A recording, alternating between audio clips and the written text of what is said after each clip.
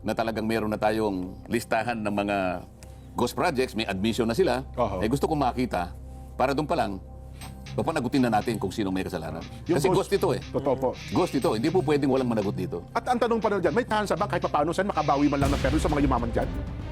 Kung talagang ghost? Opo. Ito nga, halimbawa, Oo. napatunayan natin ghost. O di wala na tayong debate tungkol dyan. Opo, yan. Halimbawa, O ano ang kinakailangan dyan?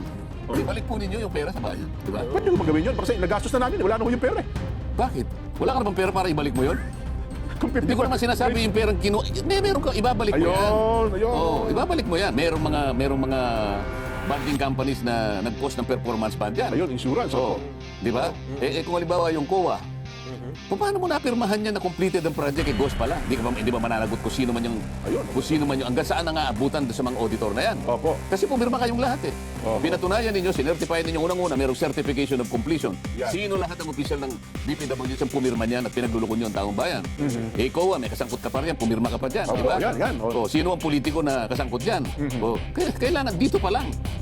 Dito pa lang, kung halimbawa yung mga mapatunayan na nandyan Opo. at kasama pa sa DPWS, abay, kinakailangan nyo nang tanggalin. Ayun. Outright, tanggalin nyo na without prejudice to Oho. criminal or civil or administrative prosecution. Oho.